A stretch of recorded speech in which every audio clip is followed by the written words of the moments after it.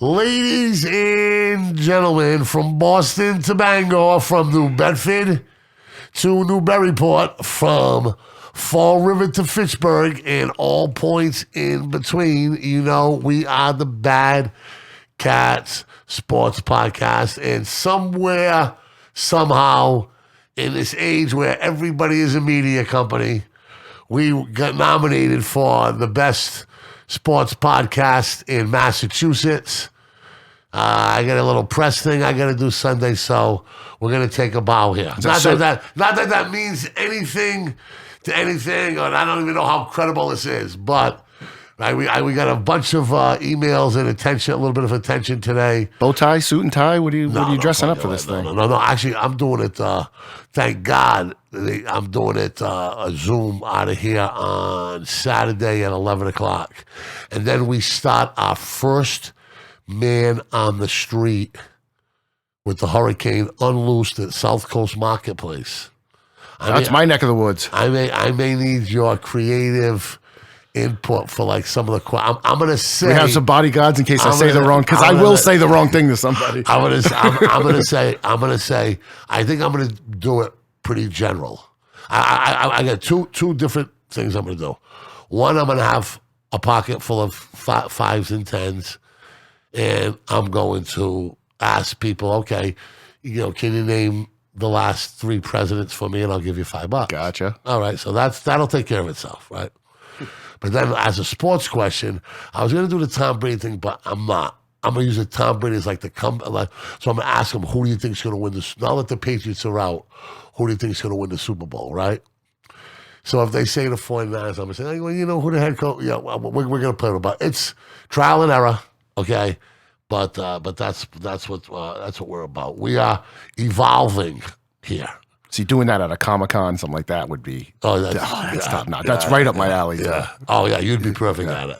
I need a slight buzz, not too much, not a little bit. Then it's gold. Yes, perfect amount. My experience with the buzz thing, right? Like, I did it a couple of times at SAI when I was doing the sports, and I was like, man, it takes for fucking ever. Like, I thought it'd go by quicker, and so I learned a long time ago. And a lot of things these old radio heads told me, like, don't fall into that, Mike. You know what I mean? Like, you know, and don't miss shows, because then that makes it too easy to miss shows and blah, blah, blah.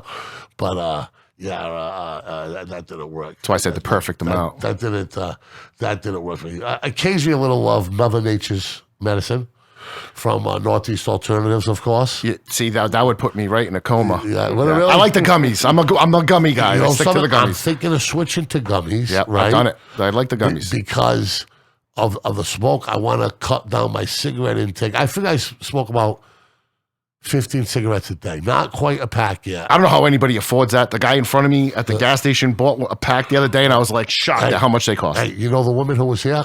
Yes. That we know from a mutual friend of ours who's been on a podcast? She rolls her own. Yeah, I mean, that's the way. That's the way you'd have to do it. Sells them by the carton, and you know she makes a decent paycheck. She says she buys. Unreal. Hey, look at me, Nick. She says she buys a bag of tobacco this big, huge, and there's a store right across the street from us. This big, we're talking about, right? And she got like Cubans in the basement rolling those suckers. Oh, she said she just got so good at it. She said, Mike, I had to hustle my whole life. She said, you know, my husband was a drunk. You know, I had to make money. I had to provide. I had to do this. I had to do that. And I've always been, she was talking about hustling on Facebook Marketplace and doing it, you know, there. And, you know, she's like, you know, I'll take $20 and flip it into 100, you know. Why not? 2 or 3 times a day, all day long, you know. No doubt. Doesn't make a difference how you get there, right? That's crazy. And I don't care if she's making her own cigarettes and selling them illegally. Yes. Why would anybody care about that? Well, if you care about that, you're an asshole. Yeah, well, the ATF does. Well, big fines, Jimmy. Oh, I'm sure. Yeah, I'm sure because they're not looking for the grandma doing it, right? Yeah. No. But I mean, you go to different social clubs around the area, and guys make that trip to Virginia and North Carolina. Yeah. So I've never encountered. I don't know if you have, Nick. I've never encountered a. I've known somebody who's rolled their own cigarettes, but I've never encountered like an underground, selling them or anybody that's ever sold them. You guys never heard of people taking U-Hauls and stuff like that, and going to Virginia? Yes. Yeah, because I mean, there's enough margin that you can make a good chunk of change. I saw a Seinfeld episode where they dumped all the bottles because they were 10 cents in Michigan. Yeah. So they took all the 5-cent bottles and then drove up to Michigan. It didn't work out so well.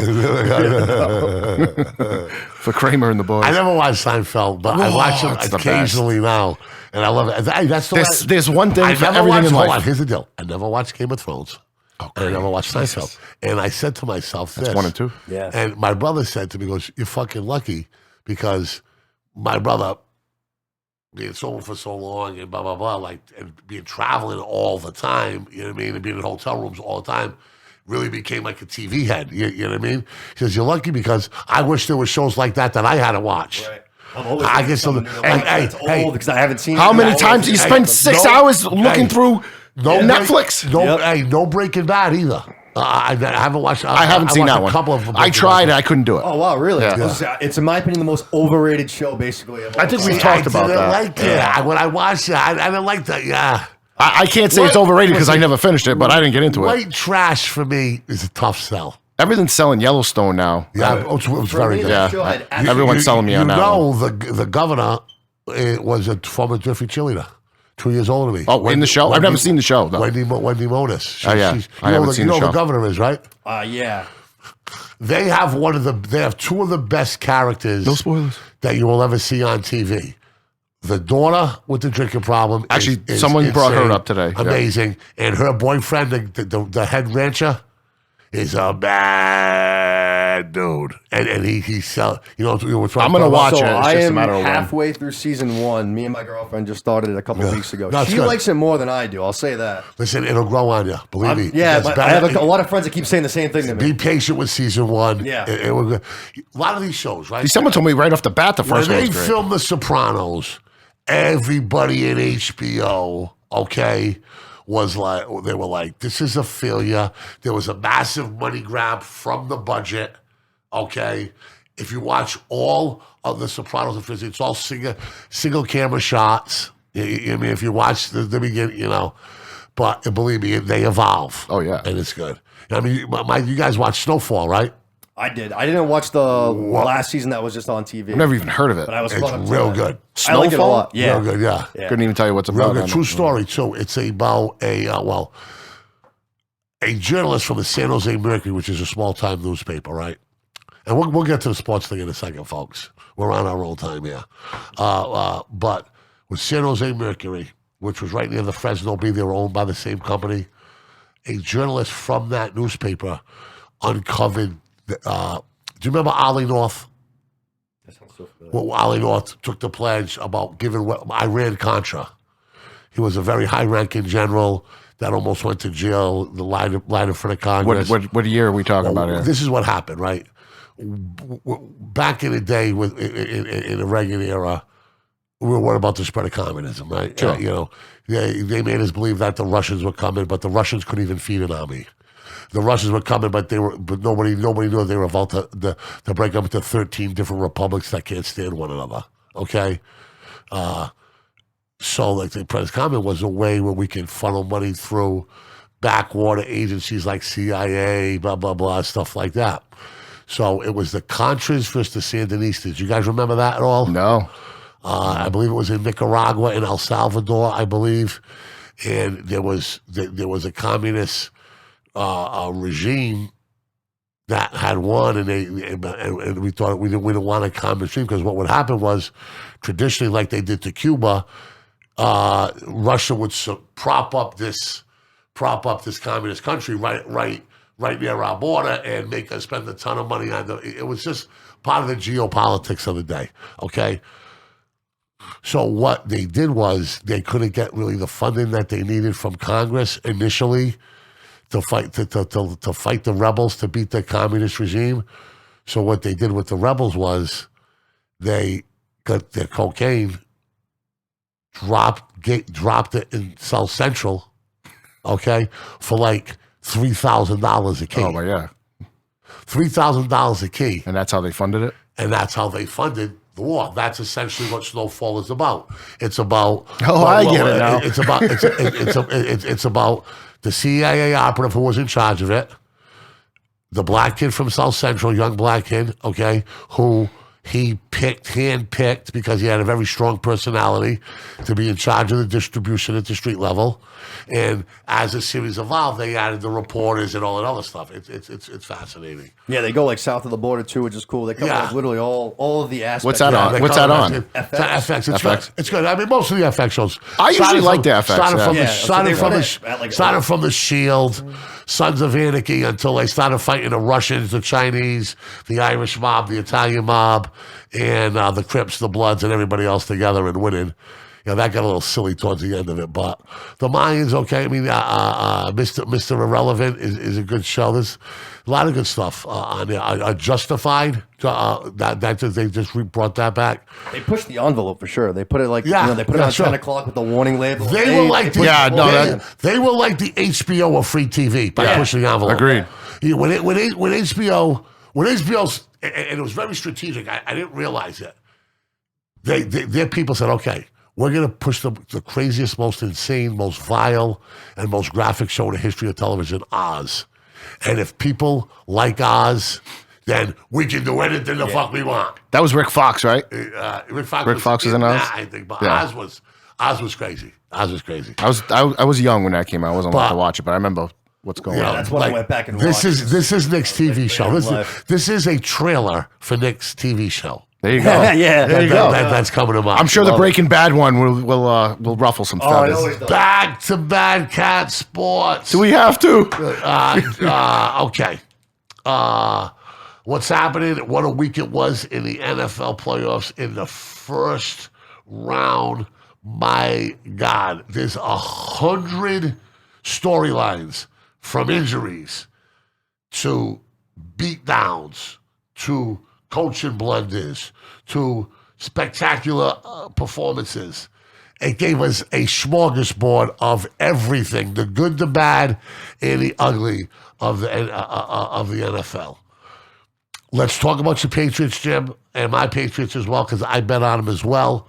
Okay, never heard of them. They went out with a very loud thud. That was awful. With a national TV audience, and in my wildest dreams, I bet on them with the tees because I thought that they would scratch and claw like their life was on the line, and they could find the back door late in the game. Well, they found the back door, right? Yeah, they did. And that was the escape door. Yeah, that was a... All right. Now, as somebody who's a big Patriots fan, I'm going to give you an opportunity. Ryan Kirkham, my man. We got a seat for you, buddy. We got a seat for you. Okay. Talk to me about what happened. They got bent over. Yeah. I mean, they quit. It looked like they quit. At least some guys did. The coaching was awful. I think Belichick even said that, but he doesn't like to throw his assistants under the bus. What, be his kid? All of them. I mean, from top to bottom. I don't want to single his kid out. I don't even know who the defensive coordinator is. They just didn't give him the title to not attract the attention. But if you talk to Patriots insiders, he is the de facto. Nick, have you heard this as well? We were actually talking about this on Saturday, too, during the game. We were like trying to find a real answer. Like you kind of said, there's no like real answer. Even if you like Google it, there's no one that just says, because I've heard Mayo. Defensive coordinator. No, they think that's true because they don't call him that. But they say that he is the de facto defensive coordinator. Yeah. And we're going to get back to nepotism in sports, in the good, the bad, and ugly, a little bit. In football, you see a lot of it, right? There's definitely... You definitely see a lot of it. But there's some tremendous success stories from it, too. But let's talk about the players first, okay? Because even though I think the NFL is the coaching is most important in the National Football League, I still believe the most of the responsibility out there it lands to the players. And I can get my arms around everything. I can get my arms around getting out my ass kicked. I can get my arms around being out game planned. I can get my arms about not adjusting to the environment that you're in. Maybe the game's too big for you or the stage is too big. But to pack it up and run away from contact and act like you're doing something when you're really not. I mean, all weekend we saw guys filling holes on defense. Buda Baker almost broke his neck from the Arizona Cardinals. I'm sure you've seen that hit. We saw people flying around. We did not see that from the New England Patriots. And never in my wildest dreams have I ever thought that effort and energy would be on top of the checklist for the New England Patriots. I think it was a sad day. Just because listen, if they would have brought energy and got outclassed, that happens in sports, man. That happens. That only one person, only one team wins and one loses. That happens. But to lose like they did. This is a perfect game, right? Outside of the extra point missed, Buffalo had scored on a touchdown on every drive. Sure, they never punted, never kicked a field goal, and they missed one extra point. Yeah. Now, was that because Buffalo is so good and dominant, or because it was a combination of the Pats maybe lost their will to fight? Well, I think you saw Buffalo. It was very similar to the game that they played in Foxborough a few weeks back, was it not? Like they went up and down the field. Third down, like just heartbreaking, like, okay, maybe you get off the field waiting for a play. It was very similar to that game. And then you saw what Buffalo did after that game, right? I think they had Atlanta, they didn't look good. And they played the Jets, looked okay. I don't think Buffalo was as good. They haven't shown those two games they played against New England. Sure. They were like, I don't know, the Harlem Globetrotters of football, right? Because they looked unbelievable. 2 games in a row, they didn't punt. They scored a touchdown on every drive, pretty much. Like, because a lot of it, I think it's the mindset you have. Nobody's that good. Week. The Buffalo Bills were a team when they beat New England at New England after the snow game, and they come back and smash them up there again. They were a team that they were tired of fighting the ghosts of the New England Patriots, that they wanted to put that by them at least for a year or so, that they were tired of it. Yeah, I guess. And they came with the shovels and the grave digging equipment. They came to bury the Patriots that night. Yep. And I think a lot of guys in that game for the New England Patriots had no idea of the culture and the level of effort and energy that the Patriots have been synonymous with. But they have those guys that have been around, the Hightowers, the Van Noys, and McCourties. They're all slowing down. Sure, some of them faster than others. I'm ready to see a couple of them walk. Jackie Slater. That is like with those guys there, that's supposed to be their job, right? To keep everybody else in line, all that stuff. You didn't see it at all. But once the bullets stop flying, there's not a lot of time for coaching, right?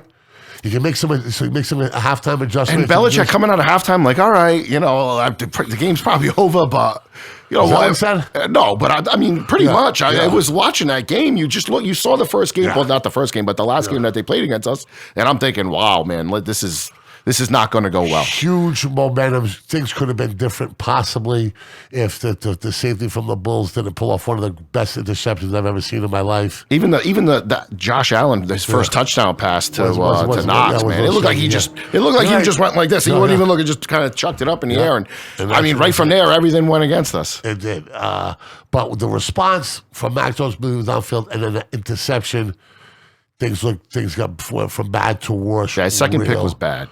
No, I'm talking about the first pick was an unbelievable play. Players are going to make plays. I thought Mac Jones' guy should have high pointed the ball a little better, maybe been a little more. Yeah, could have been outside shoulder. It went inside shoulder. Aguilar could have fought for it. Yeah, it was a great play. Aguilar definitely could have fought for it. Yeah, I don't even know if he saw him coming either, though, because he kind of came from an angle with a helmet. You're looking at the ball. Listen, that was a great play. I don't want to take that away from Hyde. There's no doubt about it. But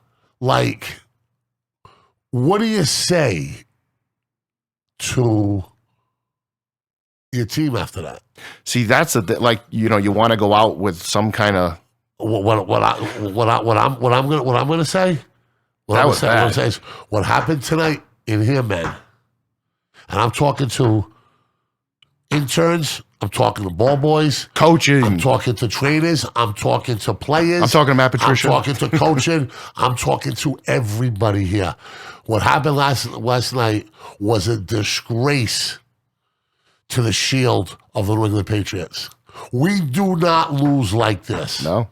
We are the standard bearer of competitiveness and overachieving. We do this to other teams. I don't know why I'm just thinking of this, but the last game that reminded me of this, a lot of people were talking about the Eagles Super Bowl, but that was a hard-fought game. I mean, the defense was awful. I can't stand Matt Patricia, but that's another story. This game reminded me of that 2009 Baltimore Ravens when, every Moss was hurt. That was the game of Foxborough, you're saying? Yeah, they just the first play of the game, Ray Rice ran it for 70 yards for a touchdown. Sure. Gave me nightmares for years. You know what I mean? That game reminded me of that. But we've said this on this podcast before. Back in the day, there were 1 or 2 teams that weren't afraid of the Patriots, and the Ravens were one of them. Yeah. So that was the Ravens part of that reason. And the Ravens were like, "Hey, listen, man, we're gonna fucking do it to you before you fucking." It was Welker that was out. It was Welker got hurt against Texans. I know the game you're talking about. Flacco had some success. You got a maniac, genius, hybrid, Ray Lewis.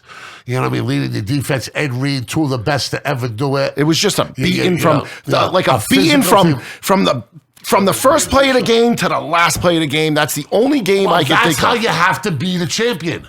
Oh, without a doubt. That's the mindset you got to take to beat the New England Patriots. So now just because Brady leaves everything,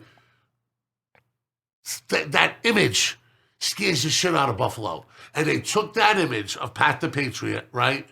And they put on those fucking stupid ass tables that they have, and some fucking drunk, they smashed they smashed the shit out of it. Now you got to win. Belichick after the game he was very. It wasn't on to the next thing. We'll see in training camp. He said, who are we? I have the quote somewhere. Are we what you saw then? Because that's his big thing is you are what your record is. You are who you saw playing that last game. We don't know. I mean that reverberates. That's a question that if I'm showing up to work on Monday at Gillette Stadium, I'm shitting my pants, right? Like, do I have a job here? That's a comment, and I hope it happens. I hope certain heads got to go. Certain things got to happen, and I'm not going to sit here. I know Ivan Fears is retiring, pretty much is saying. But I mean, I ever since Matt Patricia came back, I saw his mark on the defense, that bend but don't break. I can't stand that guy. I want him gone. I want him far away from New England, Siberia, send him to Russia. Get him out of here. Get him out of here. And I don't know anyone else. I'm not going to pinpoint Steve Belichick or Gerard Mayo. Belichick knows who's in charge and all that stuff. He knows who needs to go and who I want to see heads roll. Let me ask you a question, okay? You're a father. I'm a father. Nick, are you a father? I'm not. Thank God. Okay. Could you fire your own kid? Here's the only way, because obviously here's the only thing I can reverberate back to. Now, I gotta remember, right? I can show up to my kid's school and my kid's being an asshole or does something and be like, you're an idiot, suspend this kid. I don't care what you do to him. So I don't know what else to kind of reverberate that to. Like, you know what I mean? Like I'm gonna lay it out for you. If it was a job, my job's on the line. Stevie Belichick, as a young man, had a difficulty adjusting from, the trophy wife, right? The divorce, okay? Those things have been well documented. Like any teenager, like anything, okay? Start. Doesn't reckless behavior does not discriminate because of who your daddy is or who your name is or anything like that. Rich, poor, indifferent are all prone. Are all prone to it. Okay. The son, blah blah blah. He brings him into the fold. It starts with working with the defense, then D-back coach, then your cornerback coach. Now you're the D-back coach, and now you're here. So it's a father and son thing, right? It's a father and son thing. It must be an amazing experience. So what I'll say to that is if it keeps Bill around a few years longer because he's coaching with his kid, then God, you keep that kid on the staff. Yeah. You know what I mean? Like, but don't you? But with other kids, I know my father, the way he would look at things, he would. I would be working for another coach. So I heard that floated around today. If someone else like Mayo's going for the Broncos job, would somebody kind of that's the out right there? Would somebody kind of pull him aside or pull him and make them the D coordinator on a different team? I mean, who's going to? I don't know how that's going to happen, right? I don't think Mayo's not getting a job. I think he's just kind of he's filling. Mayo, I've watched ESPN. I saw a couple teams. Why is he getting a pass? By the way, why is he getting a pass? I don't know. I don't know. I don't think anybody on that defensive side of the ball should be getting any passes today. But it seems a lot of the brunt is on Belichick's kid today. I don't know if either you guys saw it on Sunday. But teams are going to hire you around practice plans, structure, reputation, recommendations, talking to ex-players. I think Mayo will be a coach one day. They're not going to take. I believe so too. Yeah, not this year, but I think one day he will be a coach. Well, I saw the numbers from the Rooney, the flat numbers from the Rooney thing, and well, there's only one African American coach in the NFL right now. But there's other components to it. Because there's 21 people for 127 spots, and 21% of them are African American. So they were talking about that. So the way the world is, it should work out that way. But try to tell my man Flores in Miami, and he'll probably tell you something different. But the reason why I don't think people are I think if it would have been a white old male who fired Flores, there would have been fucking hell to pay. Yeah. Right. Yeah. But because it was an African American who fired him, but they let it go. But I don't think that's right. I like look on the merits. Like if you're going to advocate for young African American coaches, if you deserve to be fired, you deserve to be fired. Yeah. So I don't. If I were the Jesse Jacksons and the Al Sharptons and you know me, save your fight for a worthwhile one. And Flores would have been worthwhile fighting for me. Amen. Well, I'm not firing him. I'm firing the general manager who took Tua over Herbert, right? Because what would Flores' record be had he taken Herbert? Right? You can play that game all day, but let me tell you something. They say you can tell a lot more about if a coach is good or not through losses than he can wins, right? Oh, he still did it, though. To hold the team together in the National Football League and win 8 out of your last 9, Nick, cannot be an easy thing. Especially when you're 1-8. Especially when you're in the Miami Dolphins. Our roster is not like a loaded roster. It's not like it's like an easy thing to of course. Show me a 1-8 team that's like ready to that wants to show up to work every day. Every 1-8 team in the history of the NFL. Now the 0 whatever teams, those teams fight a little bit because they want that one win. Yeah. Right? The Lions this year, they fought for that coach, right? Yeah. And then once they got the win, I think they did get another one actually, so I should be fair to them. But once you get that win, you kind of fall, Pittsburgh. Yeah. True. But you want that first win. But if 1-18, you can end this season. Yeah. So the first thing was a tie. Before they got the win was the tie. Yes. They almost got that. Hey, life is a cruel joke too. If you would have told a common fan you're going to beat Green Bay at the end of the season and you're going to tie Pittsburgh, right? You're thinking, wow, man, we were going to have a pretty good year. At Detroit, right? Yeah. So, silver lining. Is there a journalist, right? Is there a journalist who's going to have the balls? Yeah, Shaughnessy did it today. The nepotism thing? Is that what you're getting at? Yeah, I didn't see it. Of course it was him. I can't stand that prick. Of course it was that curly-haired little douchebag. He used to cover Durfee basketball. I don't like him. When he was a young sports writer, okay? He was a liberal. He was the furthest thing from a I'm shocked by that, by the way. Listen to me. He was the furthest thing from a hatchet man, okay, that you have ever seen in your life. He was the exact opposite. He was the puff guy. Bob Ryan was a hatchet. There were hatchet guys that they had on staff. Okay, that guy. Have you ever seen him? He's one of the most unique looking men. He reminds me of Peter Gammons mixed with Tom Petty. Listen, I don't understand. He looks like a little troll. I've never seen him in real life. But he has that punchable face. He has a kinked out afro. Yeah, he looks like the most punchable man in the world. He looks like. Tell me I'm right, please. He looks like if you took his clothes off and gave him some 1970s garb with the gold and a V-neck down here with the tight Jerry curls and stuff like that. All right, American Hustle. Yeah. Hold on. He looks like what Napoleon Dynamite's going to look like when he's like 67 years old, right? But the most punchable face in the history of faces. Do not underestimate the tight curl thing that he had going on, and he's a ginger. He's something. He's something. So I'm shocked that he is the habit man. So did they mention Stevie Belichick by name in the article? Oh yeah, it was all the nepotism, and they went down the shoeless kids, and they went down. Geez, I'm drawing a blank now. Shanahan, the Schottenheimers. They went down what this guy did. Most of them have accounted for themselves pretty well, right?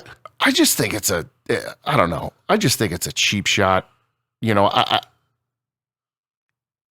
if we're talking about who's responsible for that loss, who's most responsible, and nobody loves Bill more than Well, me. was it about nepotism or was it about that game? It was about like how he got the job and all that stuff. I didn't read the article. There's no way I was even going to think about doing it. I heard it on the radio a little bit. I saw a little bit on Twitter. How was it being received out there? I saw that Beetle on 98.5 actually said that he didn't go hard enough on Belichick, which surprised me because he's usually a middle guy. He's usually a guy that's like, Who's okay, this? Bertrand. Yeah. So I saw he didn't go hard enough on him. But I don't know. I don't like Who's Bertrand? Mark the Beetle Bertrand on 98.5 with Zoe. Zoe and Beetle. Yeah. No, you don't know that? I know. You watch Zoe and the Beetle? That's the only show I can watch nowadays. I know Mark Bertrand. Oh my God. Beetle. I know who he is. The big dude. Yeah. And he is the voice of New England sports. No, I think he's the most down to earth. He's not a hot taker like Felger and Maz, or the morning guys don't really know sports at all. He's not trying to make a name for himself like EI's trying to save jobs. I think they're trying to save radio stations. So I think they just throw shit up against the wall to try and make it work. That show, rational and reasonable. That show's the only one I can watch. Yeah. Especially after a loss like that. How bad did they fuck it up at EI, man? Let me tell you something. One of the biggest fuck up jobs. That's what happens when you don't have competition. That's what happens. You get lazy. And you start thinking it's about you. Yep. One cruel lesson about radio, and an old man told me this a long time ago. Mike, as good as you are, very rarely do you take that power with you. That power stays with you when you leave that microphone. Right?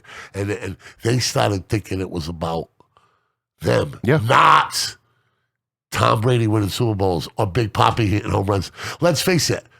Put it this way. Let Maserati and Felga go to Topeka, Kansas, and let me and you go to Topeka, Kansas, and let's have competing shows.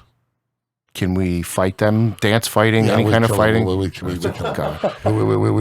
him. Talk about just punch him. I'm going back to the punchable face thing. Do you understand where I'm coming from, Nick, right? Yeah. You take away the library, the resources, and the greatest sports town, the greatest run for a sports town you'll ever see, right?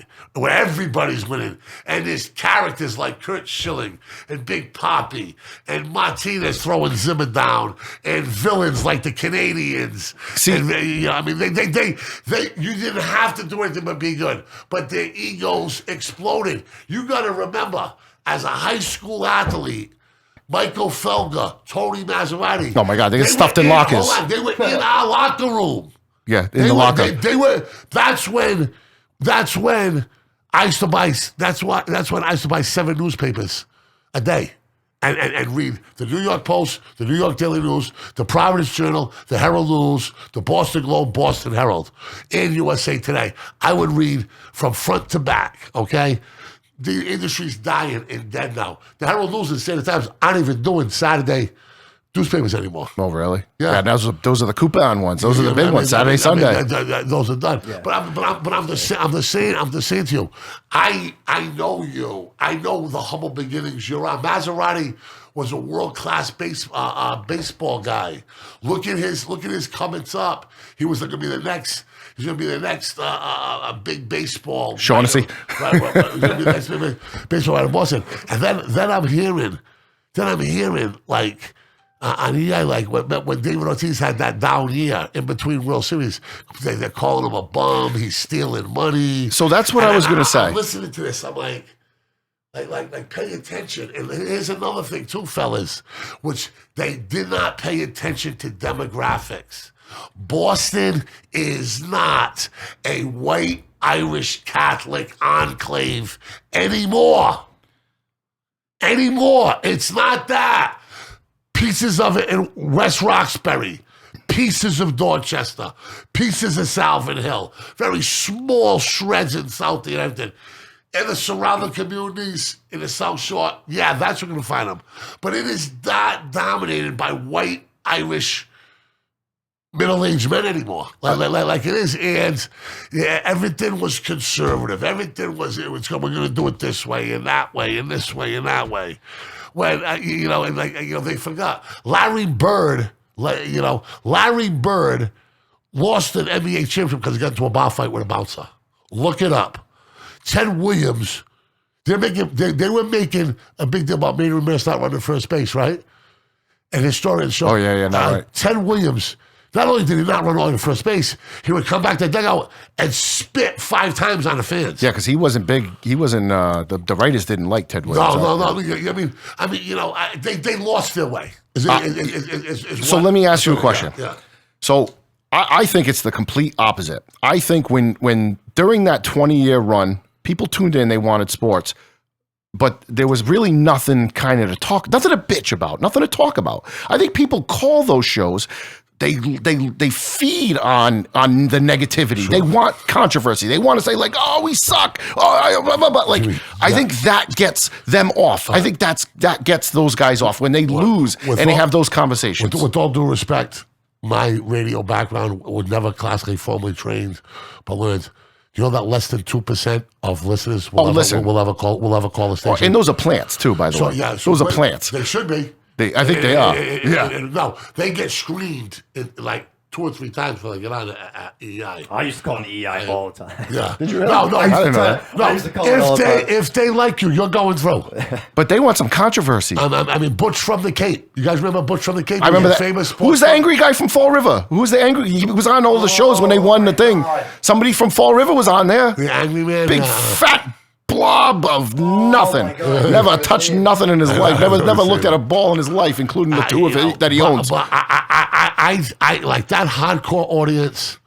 That hardcore audience is gonna come for the negativity and is gonna come for the drama and come for the conflict. Okay, that soft audience where you start making big money. I mean, I think because I did a show at WSAR once, and the way our radio ratings break down, there's 11 zip codes, 16 zip codes, and like 24 zip codes. In our 11 zip codes, I was the only one in Massachusetts that were beating WEI in that time slot. And there was 2 stations in the Northern Territory of Vermont that were also big. Now, my friend Bobby Hargraves was a salesman for WEI at the time of their glory. I think they were getting like $375 for a 15-second live read. Like for an advertisement or something. Yeah, I think that is the level of the numbers they approach. Reckon, even though Boston, people think Boston's a big market. It's the market's got money. The market's influential. Yeah, it's not big, but it's not big. It's not well. The New England market, but it's still in relatively nothing close to New York City, Houston, L.A., Chicago. Sure, you know what I mean.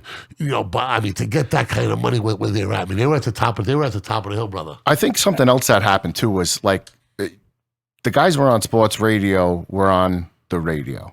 Right, even the newspaper guys, you weren't on TV, and all of a sudden you started to see the PTI shows on ESPN, and that kind of branched out eventually to the local markets, right, where you get the 852 in the Boston Sports Tonight, and now you got these assholes' faces on TV, and they think they are somebody. They go out in public, someone says, "Hey, fucking Felga," hey, they think they're somebody now, and they become the story, or they become that thing, and they're not the guy behind a radio that no one knows what they look like because they were all ugly ass bastards. The journalists were the same thing, and now they're on TV and they have an attitude and they have a face. Michael Felga's stylist is a girl by the name of Rosanna Casali. You know Rosanna and Evelina? No. They used to work at Mazzoli's. They're sisters. They grew up in my neighborhood on Columbus Park. You would know them if you saw always them. waited outside, never inside. If you know the pictures, right? If you know the neighborhood, Rosanna works from 9 Newbury Street. It's where all the TV people in Boston get their hair done. It's called Mario Russo's, right? Guy from Forever owns it. It's one of the most elite salons in the world. Michael Felga was her client, as was one of the women who got the largest. He wouldn't go to a barber. Let me finish. Let me. And when Michael Felga, I believe he's from Wisconsin, when his first approach on TV, he was wearing saddle shoes, pink polo shirts, vest, everything. She gave him like the Caesar haircut, the shrubbery beard. Yeah, she made him look. She made him up. She gave him a makeover. And he evolved from it. This is how into it, and how important it was at one time. Now, I mean, I don't even know who does what. 98.5 or WEI. For what? 98.5 It's not is WEI is Ow. WEI is going to be Christmas music, country music in no time. Everybody keeps saying that. Yeah. No, I don't know. I don't think anybody listens. Nothing but mistakes. No, man. no. What'll happen is they'll get bought out and they're gonna make. That just happened though. The Odyssey place bought all of that, and they haven't gotten any better. Yeah, no, they haven't done It takes time. It takes time to move. Yeah, EI. You want to do Yeah, the real we'll way? save you. BadCatz. Give us 12-2. That's what I told to get my first my second radio job. Give me 12-2. Give me the graveyard. Give me something that can't be done. We'll turn chicken shit into chicken soup just like that. And we'll fight all those assholes across the street And too. that's right, though. And anybody else who wants to fight. Especially if they Well, still got that bum like the Adams doing the late night show. Like that was. I never hated him. Oh my god, that guy. He was a character though. Mikey Adams, Yeah, he was a good Mikey. character. He was a good character. He was a home guy. He was a homer guy too. You know. How many of these guys, like Mike and the Mad Dog, who was not the founder of talk radio, but the guy from Philly was, but one of the original icons. Talk about Mike and Mad that Dog. dude. Mike and Mad Dog are gonna play in Topeka, Kansas. They're gonna play in Olympia, Washington. They're gonna play in Sacramento. Yeah, national radio doesn't do well I here. argue with these guys. How many of these guys in Boston can go to Wichita or go to Oklahoma City or go to Phoenix and get the numbers that they get?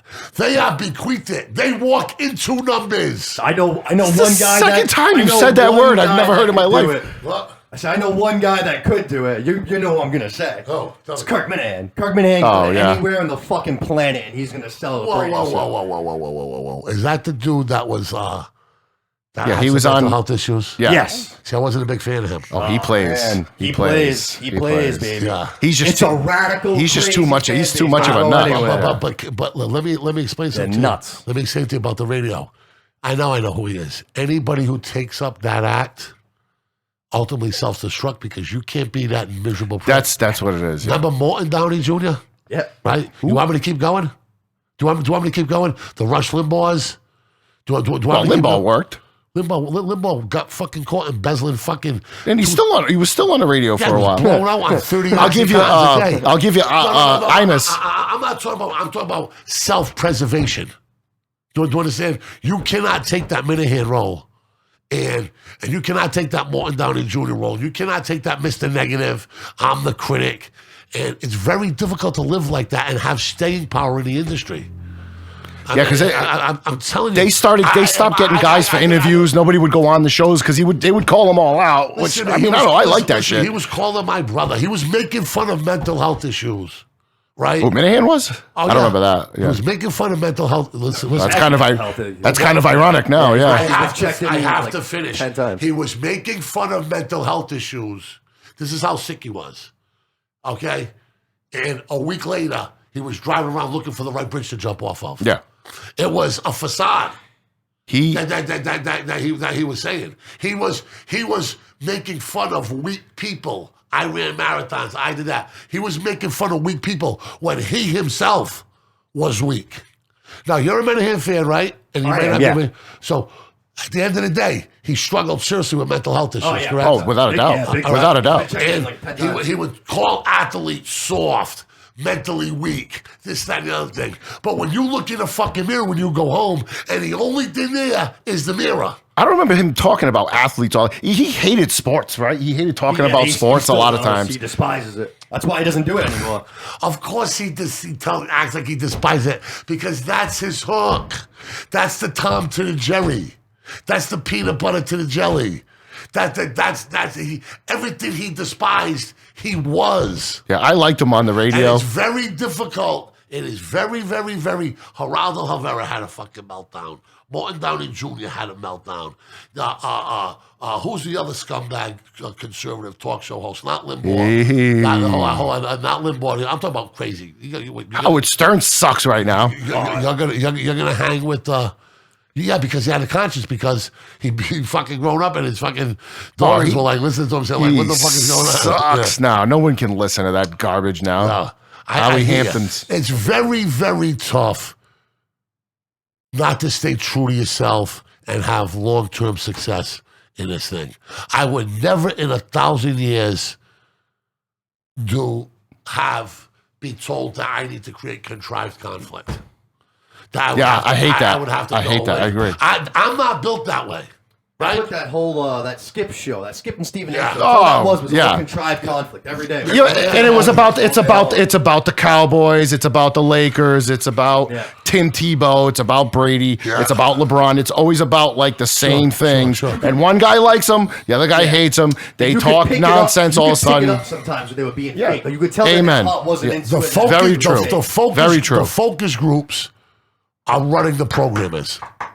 The people who write the program and the people who are in charge of the content are held hostage. No, you're right. by It's the balls. that contrived controversy is 1,000% what it is. I could never do it. I could never do it. Now, if you tell me we're going to have a segment where we're going to put 10 cards in the middle of the desk and I'm going to pick a card and argue for Barry Bonds and you're going to pick a card and argue for Ken Griffey, even though we were both opposite. Let's do that one. I get what you're saying. That'd be good. I can do that. Right. For short periods of time. Yeah.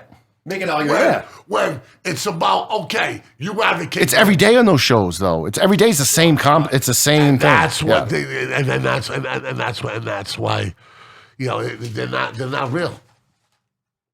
They're not real, and sadly, and so.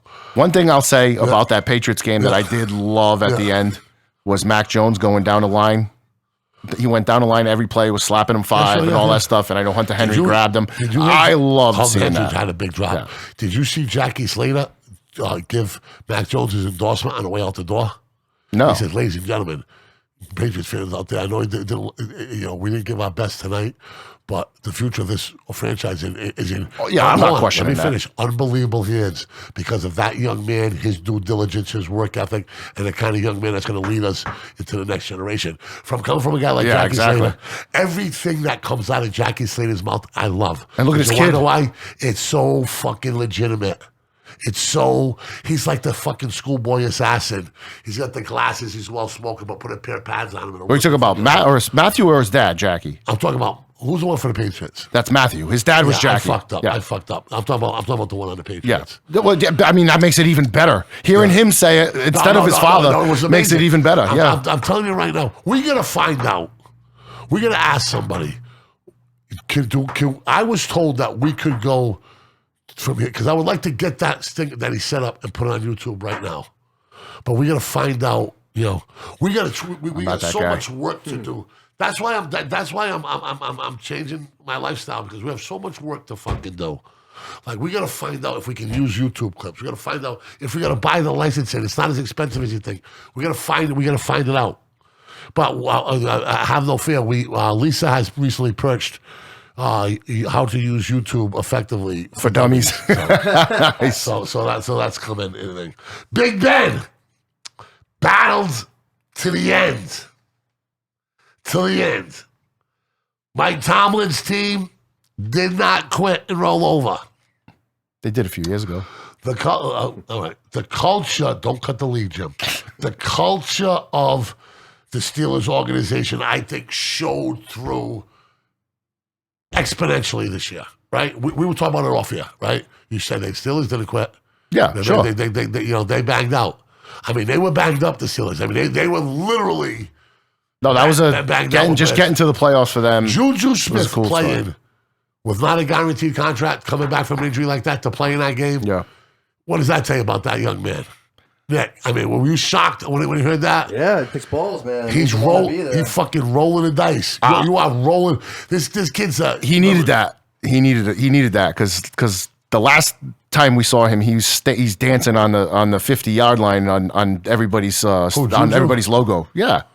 Ugh. Yeah. That bothers you? It bothered the other team. That's why he said he wouldn't do it anymore, because the other team came out and smacked him around every time. Really? Yeah. He came out and said he wouldn't do it. I always thought Juju was a tough kid. I like the player. I actually like him. He's got a great reputation in the community. To me, that's just stupid, though. To me, there's no need to be dancing on logos ever. Yeah, well, Stop doing that. You're an idiot. everybody gets everybody gets half the story. I don't particularly like it. Anyway, you want to stamp on it after you kick their ass. Don't stamp on it. Do it Baker Mayfield. Do it. Drop the flag at center field when he did Ohio State. No, That do was it. awesome. The Patriots. The Patriots doing the lights out dance against the Chargers in 2006. Yep. In 2006. Okay. We just kicked your ass. Now we're going to turn the lights off. I got $5 right now. The first time this became popular was when dancing on logos. when Terrell Owens. The star. Who was the cowboy? George Teague. George Teague. There you go. George Teague. Oh, George Teague. there you And go. and rightfully so. See, we really know sports. Because that's stupid. For T.O. to do that was stupid. And so I'm glad someone put him on his place. Joe Burrow. Kid looked amazing. Check downs. I know they're playing the Raiders, and I hate Looks the like Raiders. Tom Brady a little bit, don't he? But I've watched him play a couple times now, and him taking that underneath stuff and going with the run game. They put it together. Now it's one game, so you could do it this week. Next week, everything falls apart. I wouldn't be surprised. But he looked awesome. He's only got the only problem. He did it a bunch of times during the regular season. That kid needs to learn that he's in the NFL now, and he needs to just slide sometimes. He took some Joe hits. Burrow? Yeah, absolutely. Yeah. He took some hits during this regular season, going for an extra yard and stuff. I was like, Joe, just go down. Buddy. Josh Allen needs to learn how to slide. That kid can run, man. I like that. I like my Josh Allen not doing. I think that makes him better because he's a wild card kind of thing. I know he needs to. You can't do that at quarterback. But I like the balls that he showed. Like he showed balls for the first time. Yeah, he showed the balls. That's All right, big listen, time. Listen, there ain't no pussies playing in the NFL. Everybody in the NFL's got fucking balls. Now, the degrees of balls are a little different. Josh Allen has nothing to prove. He's a country boy, grew up on a ranch. Everybody knows he's a raw bone badass. I'll give it to you. Some badasses wear baggy jeans. Some badasses are in fucking Superfly suits. And some badasses are with Wranglers, okay? There's a big fucking world out there, Jack. They come in all sizes and fucking shapes, okay? But like your cousin Nick said, he has responsibility above and beyond. Don't interrupt me. Getting an extra 3 yards on some macho shit, because you take him out of the equation, everybody goes home a loser.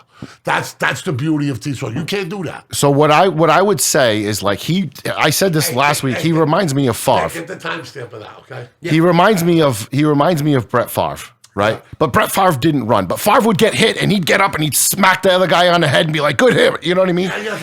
But Favre didn't run, because if he did run, he would do what Josh Allen is doing. You know what I mean? I agree with you, by the way. The fucking competitor in you wants that 3 yards. And you can't turn that off. It's hard. They tortured Franco Harris. Because Frank Harris would avoid contact for Pittsburgh Steelers. Deion Branch used to do that too. Yeah, they want to avoid it. The way I'm looking for now, when guys go for Cooper Kupp's an exception. Kelsey's an exception. There's some exceptions out there, but I see a lot more bad things when people try to get an extra 3 yards, and I see good things now. With the way the culture is, how defenses start to punch, grab, strip. Fucking policy. Oh yeah, well, Belichick doesn't want guys reaching over the pylon. He's talked about that a bunch of times. Because too many bad things can happen. You're at the 1 yard line. Why are you risking it? Unless it's a first down, and unless it's third down. I just like the mentality. You don't need it. I like the mentality too, but you can't play with that. Listen, you play basketball, right? You play basketball. Now, what do you be mindful of, right? You don't want to chase somebody who's throwing the ball down for you and not giving up a layup. Of course, you don't want to be humiliated, or they're going to go down and have a crazy fucking dunk. But you can't take a cheap foul, because now it's going to leverage you on playing time and how much you can contribute. Just like in hockey, you can't go punching everybody out, because teams don't win Stanley Cups shorthanded. Well, what about the Marcus Smart, Larry Bird diving on the loose floor? Probably took years off. I mean, obviously took years off Larry Bird's career. Okay, but like those guys diving all over the floor every night, I don't think they can turn it on. I don't think those guys have it in them. And I'm not saying Allen's on that level with Larry Bird's mentality. That's a very interesting. I don't think guys like that, a lot of times when they're like that, you can't turn it off. Because you don't think. Right. You go blind, man. Yeah. You turn black, whatever it is, whatever your mind just goes blank. That's what it is. Pads and that helmet on. Right. You just got your shit knocked off the play before.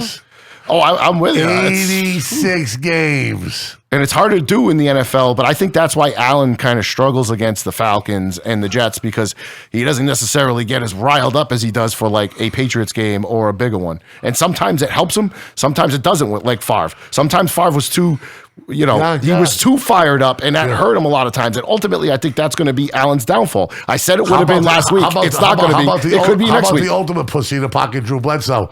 The first time he goes to get brave, he lost his job. Bledsoe played with a lot of tough injuries, though. Come on, you're putting. I'm not talking about a guy who wouldn't look. Do that to Drew. He couldn't run. He couldn't run for shit. Oh yeah, no. You know what I mean? But he was a stick figure back there. But the one time he tries to.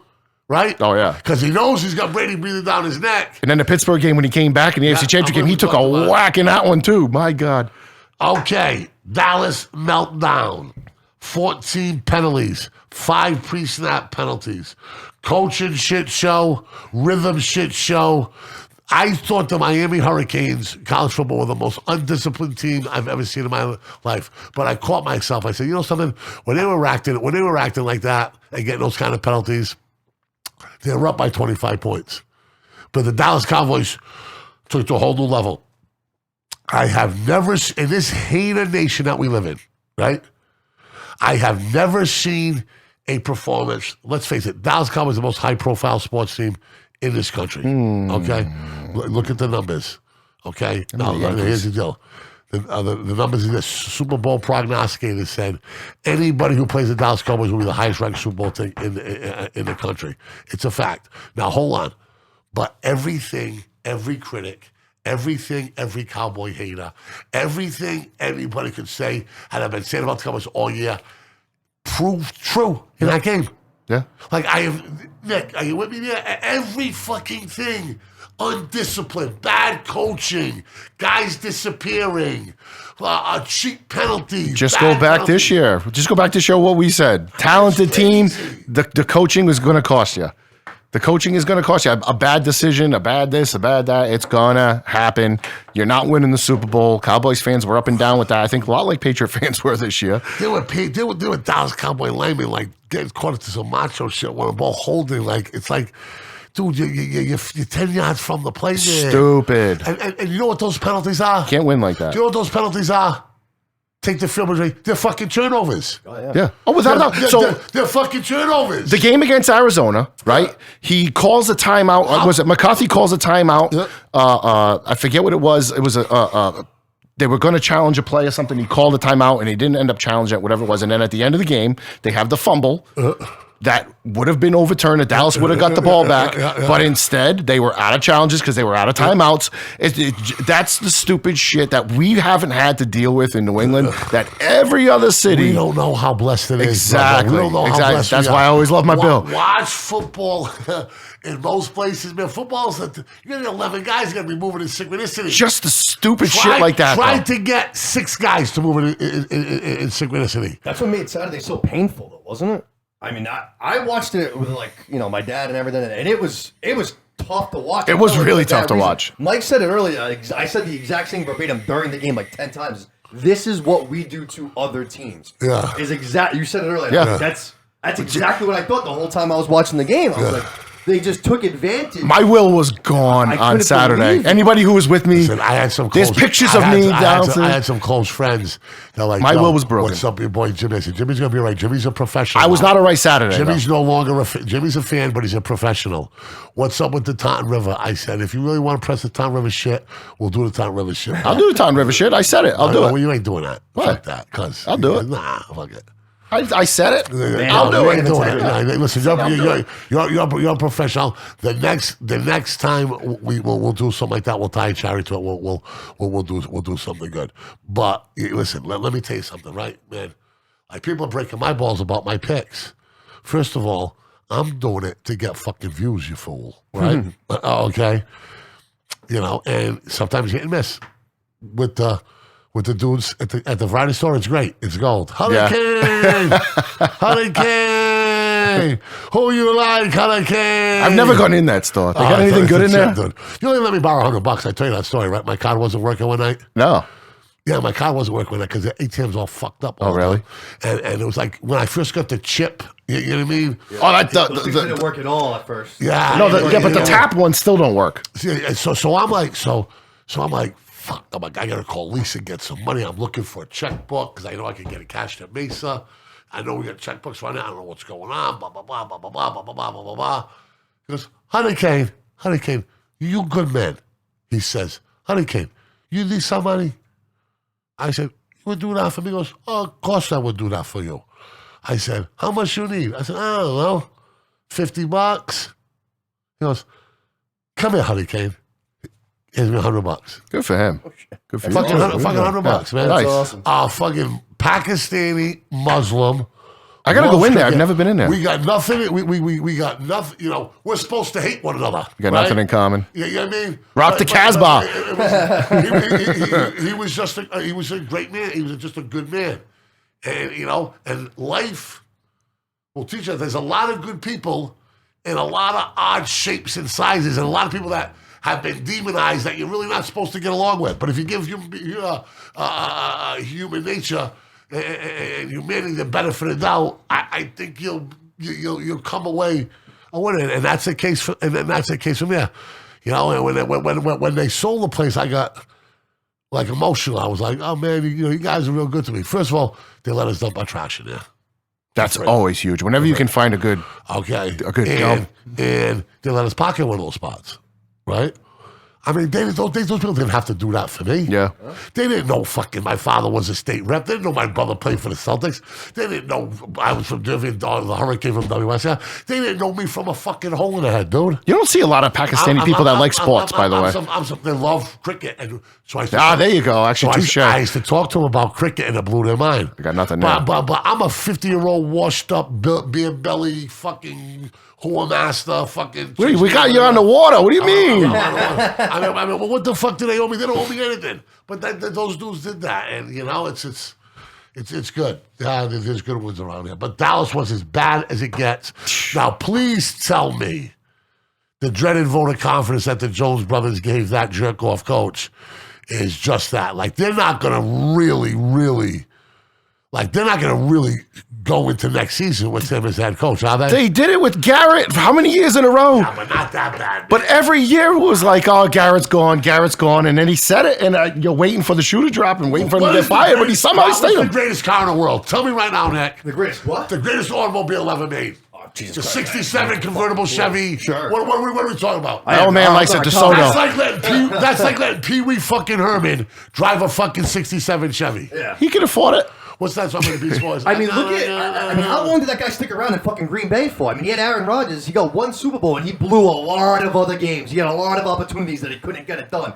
I mean, look at Aaron Rodgers' career with a different coach. He looks like he's ever eaten every Texas Longhorn steak he can get his hands on. I think the guy's growing, experience. He looks unkept. I don't know.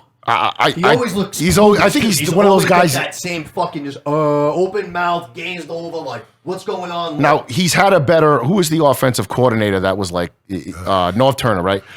Okay, some people just destined to be coordinators. Yeah, you know. Definitely. And this guy won a Super Bowl, so I'll give him credit. You know, he's obviously not a total schmuck, but he is a schmuck, and he belongs upstairs, calling a game, not on the sideline, making bigger decisions as that. I hear, but let me tell you something. Very few people. Heavy is the head that wears the crown. Even a king, the king deserves to be beheaded with a satin pillow. It is very, very, very difficult to be that dude in any form of matter. Look at the presidents and how great they get when they take office. Look at it. And being that dude, He looked like shit. What? Did you see the Nickelodeon? Because the game was on Nickelodeon. Did you see that? They had him with a mad face. So Nickelodeon does the broadcast of a game. They do it for kids, and they put like green slime out on the field. Like they you know. I thought that was the only channel that was on. I said, I'm doing a quick video right now. Oh, wow. I said, this is some bullshit. They're going to force feed this shit down my fucking throat. Well, after the play, they had Mike McCarthy, and he's just like looking mad, and they put steam coming out of his ears, and they put ooze on top of his head, and they just did him dirty. But you know what? Actually, they gave him exactly what I was impressed with the graphics and technology. They had it for the first time last year in the playoffs. I remember last year they had it. I think it's when it broke out. They're building their fan base, man. Yeah. Trying to get the kids. That's smart. But I'll tell you, they did him exactly right and dirty at the same time. If you're Nickelodeon, that's what you want the guy upstairs doing. Like, hey, good job, buddy. You're getting a raise. Everything but like the egg in his face. That's bosses. We can be creative and be over the 8-year-old's head and the Yes. fans going to get a kick out of it. Like so, like shows at like SpongeBob and Teen Titans, like that. I like those shows. They're Yeah. fucking with you. You know what I mean? So yeah, He's gotta go. He's got to go. I mean, he absolutely has to go. Has to go. I don't think we should talk much time about the Eagles. I think the Eagles is a young upcoming team. I am not going to spend a lot of money on Jalen Hurst. I'm not there. But one thing they do have, Poor man's they have Lamar. 22 players that hadn't been in the playoffs before, and they have 3 first-round picks. And Yeah, that's they already have a foundation where they can run the ball. And I think that's the first step. And they got a first step of consistency. they got the outside guy too in Smith.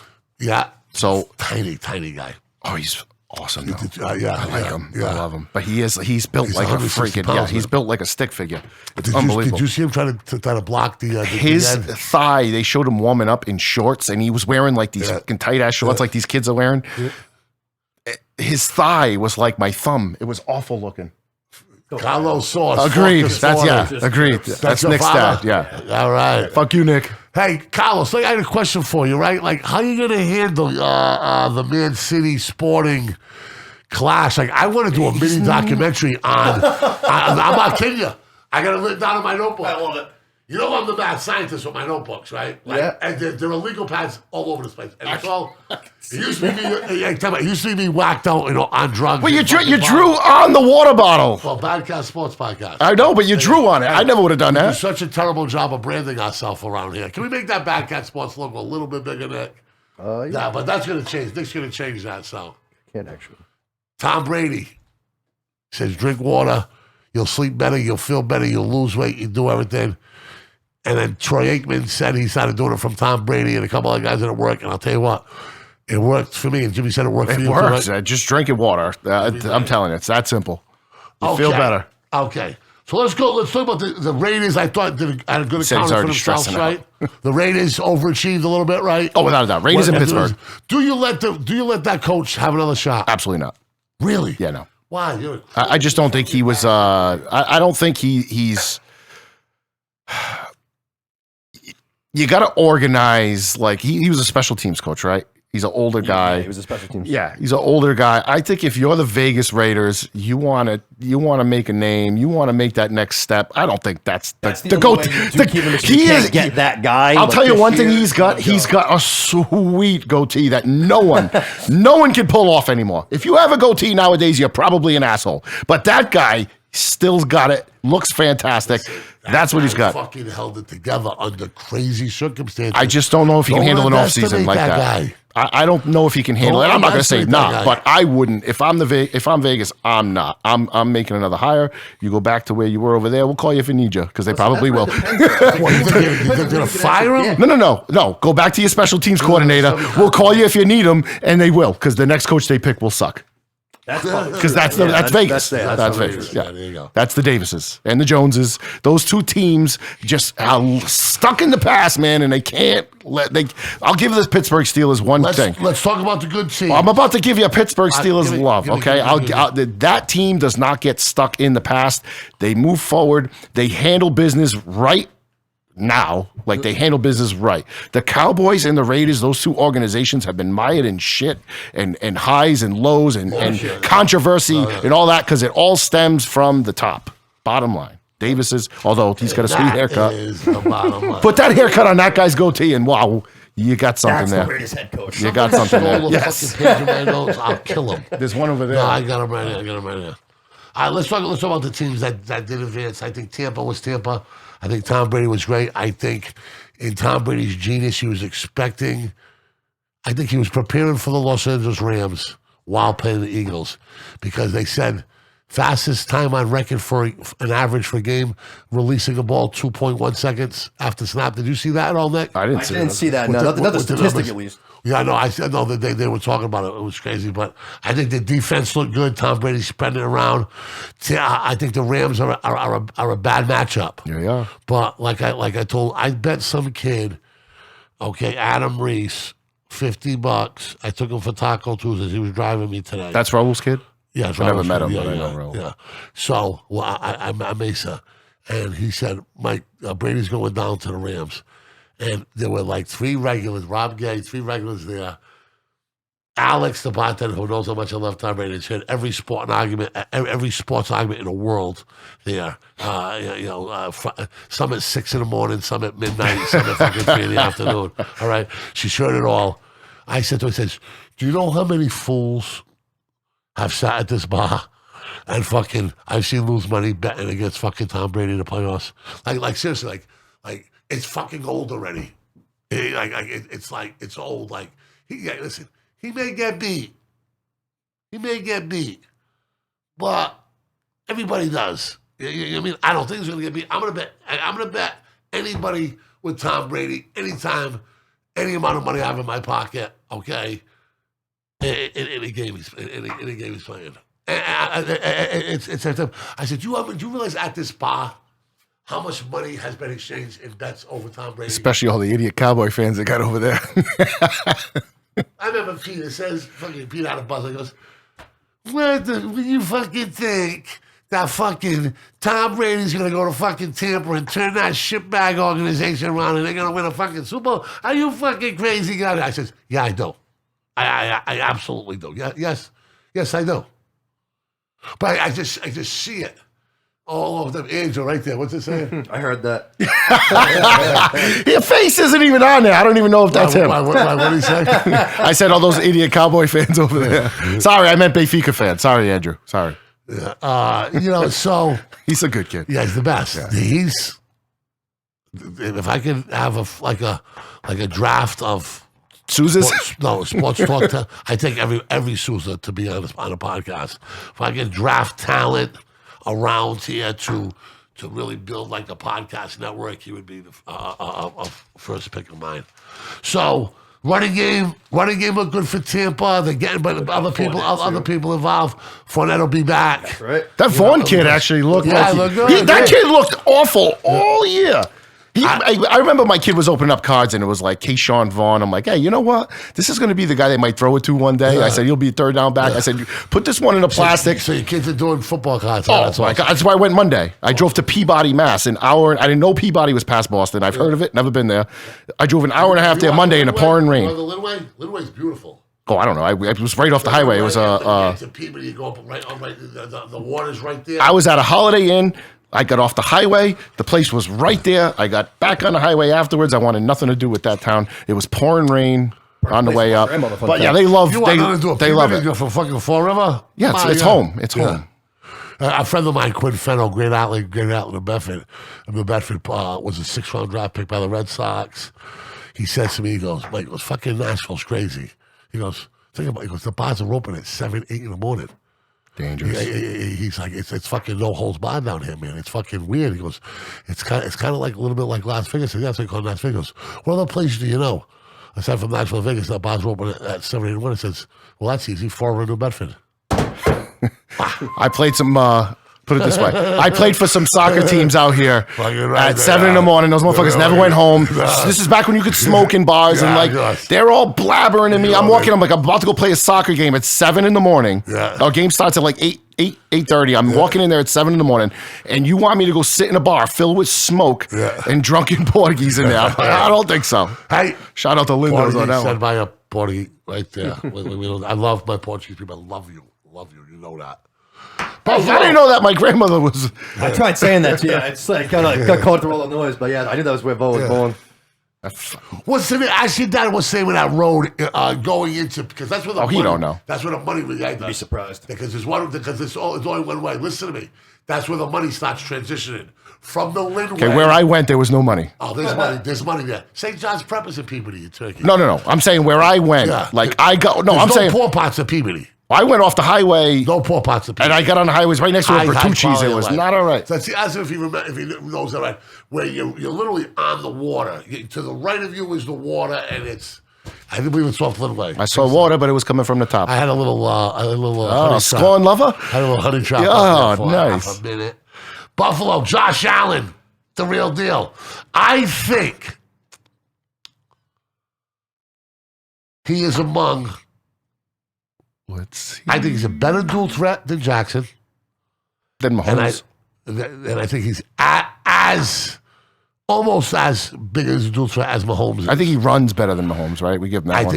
I think Mahomes is very tricky, shifty, and the thing with Mahomes is he's like a point guard or a midfielder in soccer, right? He takes you away with his eyes, right, Nick? Yeah. Oh, big time. He's like a point guard saying, okay, I'm coming. But then I'm going to go this way when I'm behind the back pass. I'm going to bring everybody here, but I'm going to go there. And the discipline at the line of scrimmage, where whenever he always pauses at that line, he's going to get into the midfield before he decides to run. But Josh Allen, very impressive. The Bills seem well coached. They seem balanced. I always like that coach. Singletary. He looked like a clown on Saturday, just like his actual look. Yeah. I'm thinking that. No, I think I call him an angry leprechaun. He reminded me of the little bird from the Christmas story. Like the one who can't keep his arms down. That's what he reminded me of. I think they're balanced. I think they're fundamentally sound. Now, are they ready? Are they ready to take? No, he's got nothing for you. Are they ready? Are they ready to take the next? Are they ready to take the next step? We'll see. Cincy, Joe Burrow to Chase. I mean, I know it's real early, but they definitely have a predisposed chemistry that came. It reminds me of that Carson Palmer to Chad Johnson, but then Palmer got hurt, right? In his, I don't know if it was his rookie, but the first time they made the playoffs, they were the number 1 seed in the conference. And then, no, they didn't play in college, but those two, But it reminds me of that connection that they just had right off the jump, but they played in college. That's right. Anyway, since he can get to the Super Bowl, fellas. Let's keep it real. Let's keep it 100. That's what the kids like to say. I think they win this weekend. And I love Tennessee. I love Tennessee, but I like Tennessee versus Buffalo. I like Tennessee versus Kansas City. I don't like them against Cincinnati. I think they're winning this weekend. Without question, I think that they're winning. I think they're winning this weekend. Who wants to go in on me? All the dogs. Well, you guys. I'll go with you. All the dogs. All the parlay. All the dogs. All the way. Mike, all the dogs. No, Mike, all the dogs. Yes, money line. Mike, all of them. Jeff just said all last of them. time that the Bengals won a playoff game. Home Alone was the #1 box office movie. Yeah, right. Yeah, no, you couldn't. It was 91. You couldn't send a text. There was never a text. No Bengal fan. I saw that. No Bengal fan had ever sent, Yes. "Hey, Bengals won a playoff game" in a text message. Kansas City started slow, but exploded for 5 TDs in 12 minutes. That has to be a record. How many did Buffalo score in Saturday? 12 minutes to play. They went up and down too. My God. 5 touchdowns. Did you know that, Nick? I didn't know it was that fast, but I mean, the first quarter was 0-0. So 5 touchdowns in 12 minutes of play. But you know what was scary about Kansas City? They had weapons I haven't heard about. They're a little He's starting to get Jr. He's starting to get the Pringle involved more. We'll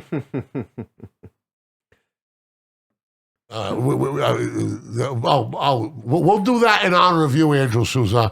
The first time you come on. Brady's got to go way up that list. Yeah.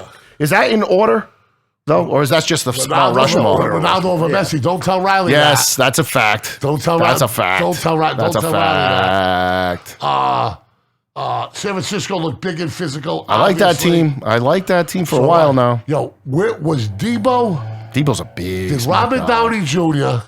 call Debo's parents and say, listen, I'm going to give you the Iron Man lab and every fucking weapon known to a football player and create you in there. Did you see the clip? Did you see the clip that they played on? We all know the N'Keal Harry draft pick story. I don't even want to go down that road, but I watched this clip today. After Deebo Samuel's interview and workout with the Patriots, he was on NFL Network, NFL Tonight, and he's going, yo, Billy, I know I killed that workout today. I'll be seeing you on draft night. Oh, my God. Watch out for the first time. I don't know where that video's been, but I watched it for the first time today, and I just... Those are videos... A little bit of me died inside. Those are videos that we need for the YouTube channel. I saw it today, and a little part of me died today. It's like, that's wow. Painful. That's painful. Yep. It happens, though. He's going into Lambeau this weekend and being Aaron Rodgers. That's going to be a lot of fun. But if Garoppolo doesn't play, they got no shot. We are going to have the No awesomest shot. NFC Championship game of all time. It's going to be the handsome matchup. It's going to be Tom Brady versus Jimmy G. Who's got the prettier hog? It's going to be great. I can't wait. You know what's funny? If you would have told me like Garoppolo and Brady would have played in the playoffs, right? Like how long ago? You might have thought like, okay, well, we either still have Brady or we still have Garoppolo. Like, nope. Which I'm fine with, by the way. Well, the last part anyway, but you know. You're fine with that without Brady? No. Without Garoppolo. Yeah. I wasn't a giant Garoppolo fan. Yeah. Kid's got something, though. Who, Jimmy? Yeah, he's got something. Listen, keeps he was. doing Listen, this. I know what he doesn't have. game. I know what he doesn't have. He doesn't have Emmanuel Sanders a down one score with 3 minutes left in the Super Bowl because he overthrew him by 10 yards and he was wide happens. open. The best of us miss him. Not in that moment. Of course you do. Brady misses that pass. Brady's missed. Yeah, I would think we all do. I mean, He was 10 yards open, Mike, 40 yards down the field. It wasn't like it wasn't crazy. You know what play I'm talking about against Kansas City? Garoppolo had him wide open after they scored, and then he didn't get it after that. I missed 7 front ends of the 1-and-1 at the Boston Garden, sold out. 7 front ends of 1-and-1. So that's 14 points. And I was a 90% free throw shooter. 7 front ends. That's one game? In the fourth quarter. In 1 quarter? We had to go to overtime because I was so bad at the line. Did you win the game? We had to win the game. Thank God. It was our 47th in a row. Could you imagine what you... Yeah, but you never be able to forgive yourself if you lost. I'm sure you never forgive yourself ever, but... And you know something? My father missed 3 front ends of a 1-and-1, and he got so nervous, he was walking around the concourse at the bar. When that happened? Sold out St. Patrick's Day. Against but Durfee, starting lineup. St. Patrick's Day. Murray, Herren, O'Connor, McDonald, Murray. Cambridge and Latin. Where's the Madeiras?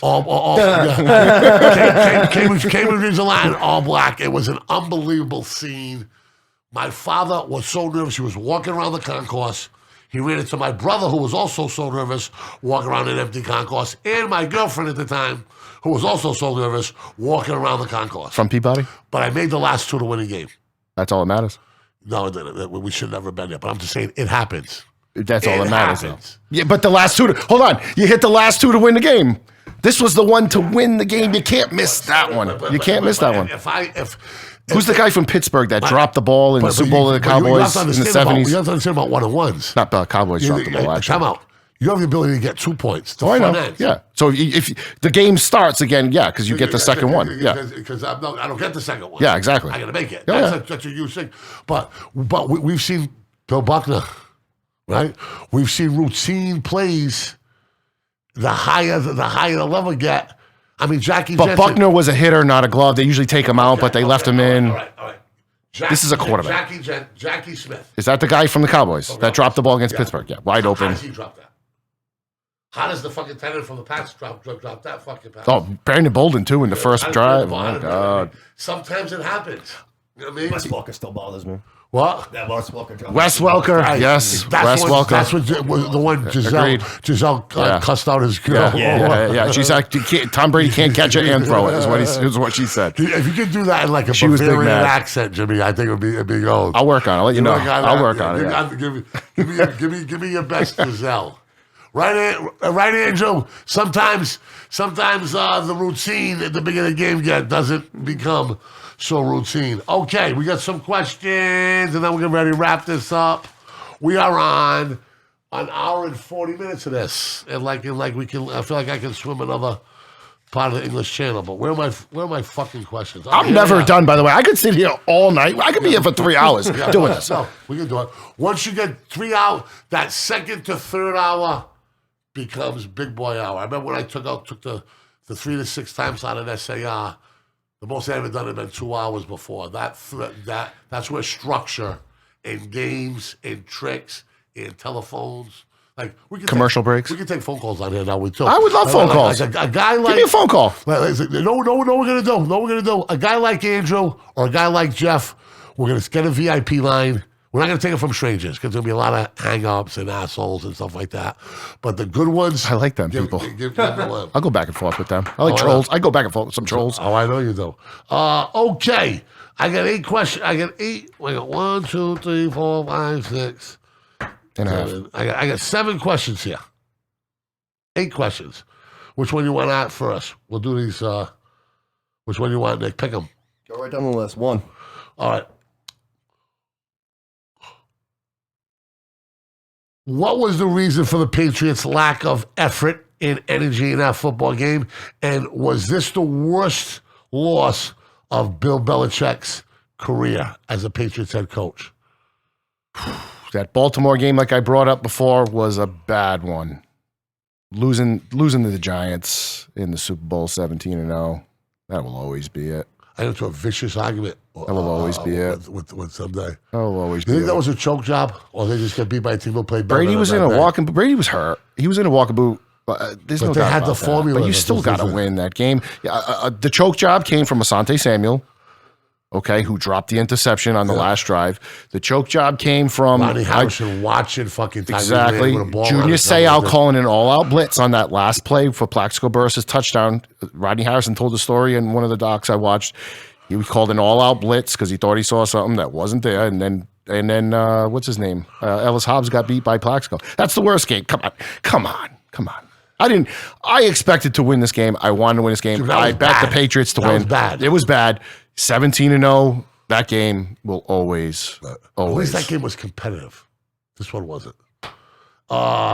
Number question number 2. Most impressive individual performance of the weekend and team performance. Nick and Jimmy, what do you got?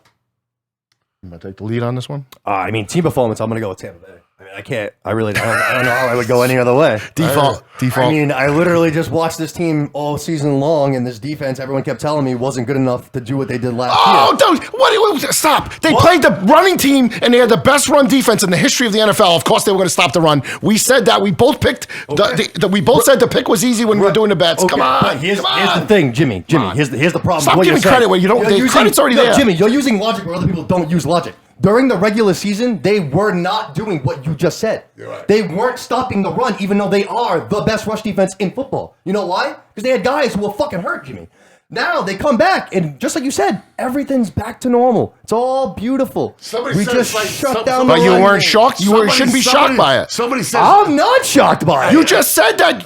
I said it was the best performance of the weekend. It was the Against best the performance of the Eagles. weekend. Come on. The Buffalo you Bills. saying? The Buffalo Bills and Jared Allen stuck it up my ass, stuck it up New England's ass, stuck it up a lot of prognosticators' ass. That is the performance. I fucking hate to admit it, but the Buffalo Bills kicked. They didn't kick a field goal. They didn't kick a punt. They missed one extra point. They played a perfect game against the best coach in the history of the NFL. They game planned the shit out of him. Ate his lunch. Ate my lunch. Come on. But this is why we asked the question, right? Exactly. If we both picked the Patriots, that would have been boring. Exactly. I didn't pick the Patriots. I'm gonna go with. I'm gonna go with Debo. I'm gonna go with Debo Samuel and the dimension that he brought. Now, obviously, he's not gonna have the impact that a quarterback has, like what you said, like Mahomes. Yeah, just Allen was. Or they had, but Allen fucking fucked us. most impressive team performance is who? Buffalo, man. Buffalo, really? Buffalo. They didn't punt. They didn't kick a field goal. That was a perfect game against the best coach in the history in inclement weather. They're home. So was Tampa. They're better there. So was Tampa. How many road teams won, actually? San Francisco? They were the only road team to win? Yeah. Yeah, that's it. I mean, I was gonna say. I love what Burrow did. I love how the Bengals looked. I think they're going to, I think they go into Tennessee and win. I think that's a bad matchup for Tennessee. I think the Rams looked really good. The Rams that me and you, like, at the beginning of this year, were like, hey, the Rams. They're finally back because we wrote them off. So now they're like, fuck you. Right? So now when we jump back on their bandwagon. The Rams were a bad matchup for Tampa. I but think The Tampa's thing gonna is, win. Matt Stafford just played so well last night, and now he has to go into Tom Brady's house. And that's the thing. Shit Yep, down his that- leg. exactly. Matt So Stafford. that can happen, obviously. But I mean, Buffalo was played a perfect game. You got to give it to Buffalo. All right. So this is question number 4. Ironically enough, are the Bills a legit threat to win the Super Bowl, Jimmy? Say right there to that, Kim, because it's going to be a hot take. Right there. Super Bowl, baby. You're talking all that Josh Allen Buffalo shit. Oh, he was great on Saturday, but I think Buffalo won their Super Bowl on Saturday. Do you think they get beat next week? What did Pete Rose say to Carlton Fisk at one point in the 1975 World Series in Game 6 when Fisk hit the home run? He went up to the locker room after he said, he's like, "Isn't this a great game? Isn't this a great game?" Fisk hits the home run, and Pete Rose says to all his teammates while the Red Sox are celebrating and the fans are running on the field, he goes, "Look, everybody, they just won their World Series." Because they've been there before. Buffalo won their World Series, won their Super Bowl last night. As Pete Rose interference in home place with Armbrister from the Reds. That's what really changed that series. You know the call about batter interference? Yes, yeah, that was then he threw it into center field, right? Yeah. But I think Buffalo won. I think Buffalo won their Super Bowl. I'm not saying they lose this week. They might not I'm lose. taking Kansas City, but they're not winning the and Super I'm Bowl. using the same methodology you're doing, so I feel you, brother. I see. I think they're going to the Super Bowl. You think they are? I think they're going. I think they might go. Yeah, I think they might go. Can you imagine? But I don't think they're not winning. Can you imagine? This would be the Bills' fate, right? They go to the Super Bowl, play Tom Brady, and get fucked. You want to see me put my? I mean, obviously. All right. So listen. I'm obviously rooting for the Bucs now, okay? I obviously want Tom Brady to win. Now, I'm not going all in. I was all in last year. Well, I was all in last year, right? Patriots stunk, Tom Brady, whatever it is. I want the Bucs to win, right? Because I always want Brady to, like, dominate every record. I want Brady to win more Super Bowls that he already has. Like, I want him having everything at the end of the day. I want the people that shit on Brady for the last 20 years, I want them to just like suck on it every single time. Now that the Patriots are out, yes, I'm not going full ham, last year we went a little overboard with the celebrations, I think, and all that stuff. But I mean, I'm not going to root against Tom Brady. That's just crazy. That's crazy. So like, why would I want the Rams to win? Because I got, if they win a Super Bowl, I win $600? No, that's not why. Way to slide that in there. Very nice. Very casual. What was it? Intro music. Do you want like pump up intro music or do you want like a beatbox? Hold on. How long's he been playing this one for? What? I'm gonna walk like Ric Flair. Get that camera on me. I'm gonna walk like Ric Flair. Here you go, Jim. I will never wear that. Ooh.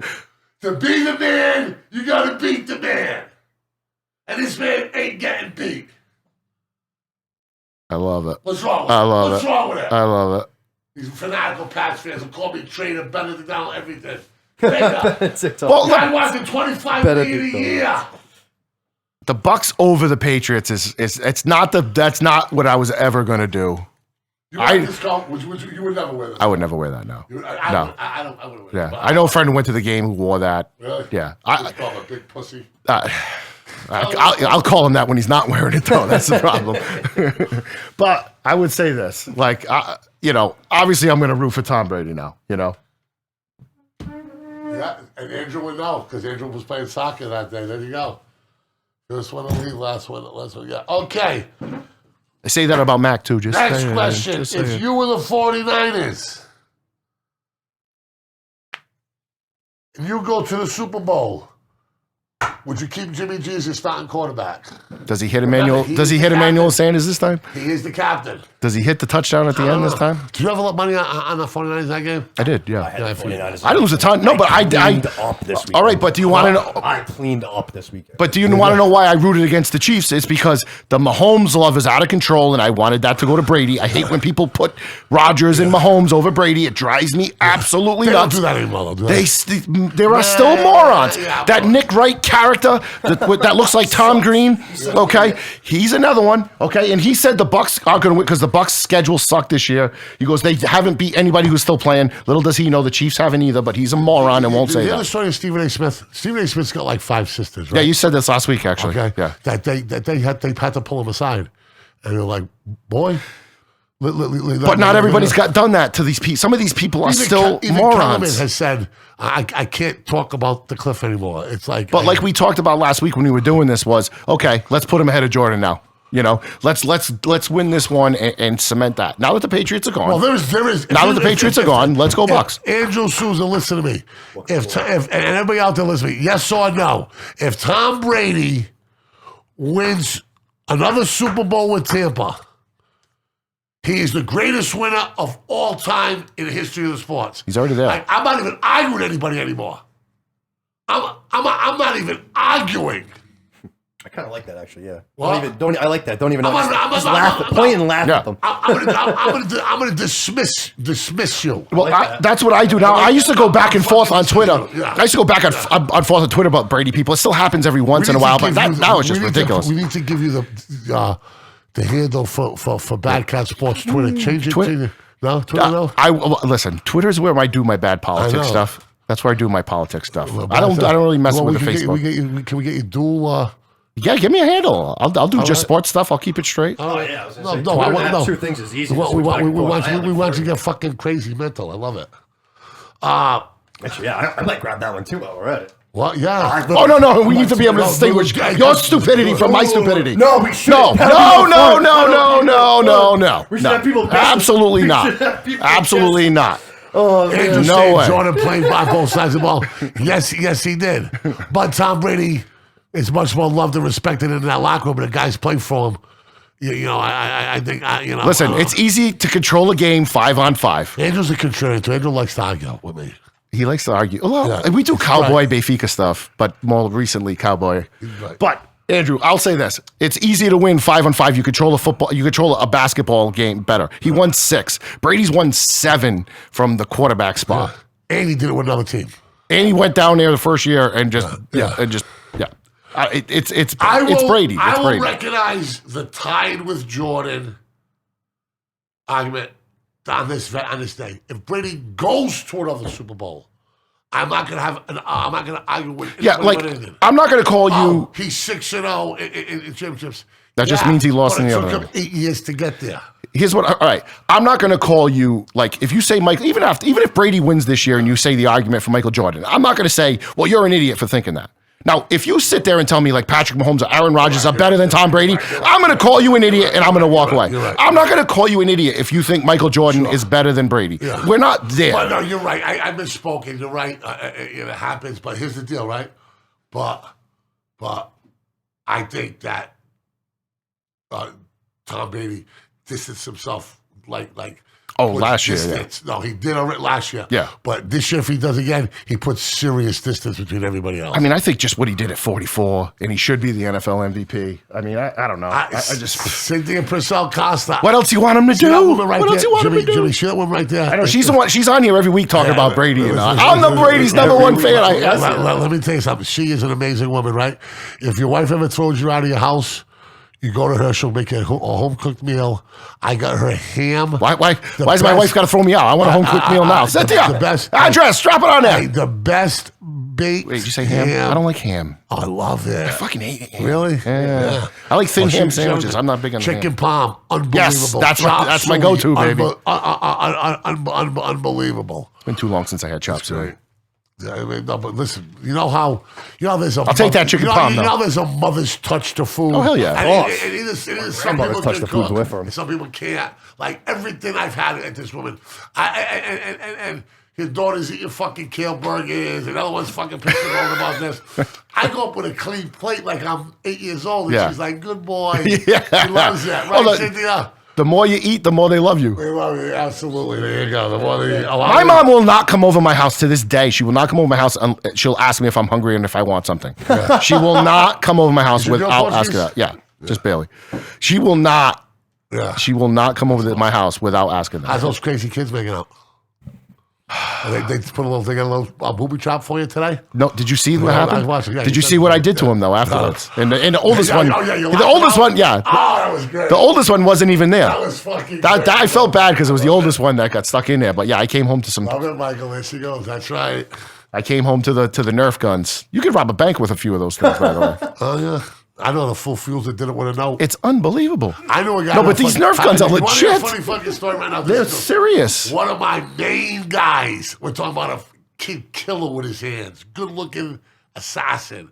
One of my main dudes, right? Live with him let him live with me on the West Coast. He robbed the bank, right? Listen to this. Robs the bank. Does he want you to tell a Hold on, story? let me finish. I'm trying to get it right. Robs the bank. Gets away with like $5,000. Like, let's say $5,100. Right? And you'll understand why the increments are important. Has such tremendous guilt. Right?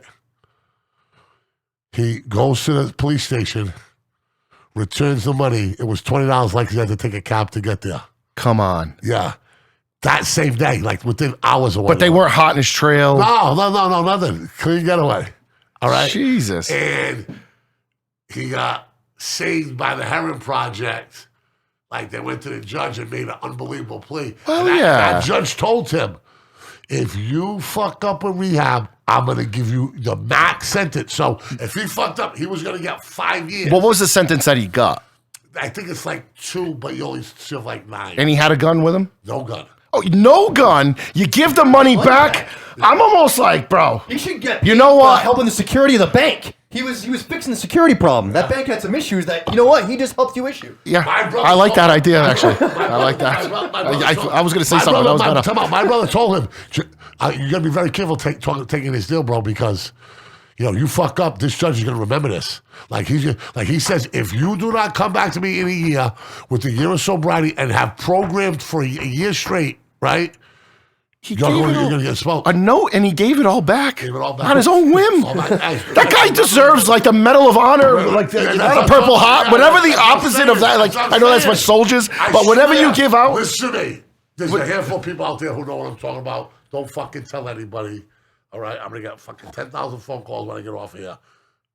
You know this is a true story. It was light $20, and he kept it. It was the same cab driver that brought him to rob the place. That brought him to the cops. Hey, it was under what? $500 is a felony or $250? No. What's a felony for stealing something? It's $250. No, a bank's an automatic felony, even if you take because it's federal. All right. Well, I was gonna say like, when you steal something worth over $250 or $500, it's grand larceny. Grand larceny. Yeah, let my man go. Let him go. I would have been like, yo, man, that's this an honorable fucking thing you've done. No kidding. Hey, you know what? You fucked up. The laws of justice don't look that way, Jimmy. You messed up, but you came through in the end. I think, honestly, like, if my kid did that, I'd be proud of him. Yeah. Is that weird? Is that a weird thing to say? Yeah, nobody wants their kids robbing banks, but to do that, I'd be like, first of all, you have the balls to rob a bank and pull it off and not get caught. So that takes some ingenuity too, or just some fucking dumb luck. Spend $1,000 at the strip club, do something better. We need lifetime stories from the hurricane because that story is fucking true. Half the people out there listening now probably know that's true. Now that's a podcast. 5% probably 5% of the fucking motherfuckers out there. We got to hook you up to like a lie detector test. Make sure, like, hey, listen. But when it happens, and then watch it live and be like, I am buying a lie. It's funny you said that for this studio. That's a book right there. I'll say, You can write a book. What we need to do, if you're just going beforehand too, we just plan it out. We can use non-government names, still tell the story, and you don't have to rat anybody. Listen, that is a Seinfeld. There's a Seinfeld episode for freaking everything.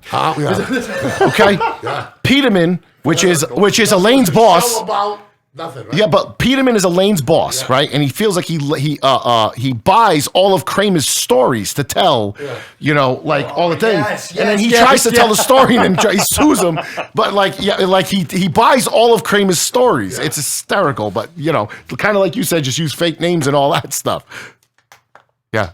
And this motherfucker would probably let me say his name and probably come on and do the podcast. But why not? We just glorified him. We haven't really. We were so fucking crazy that we had to get. Ask Mike about the hitchhiker story in Iceland from Andrew Souza. Fuck you, Andrew.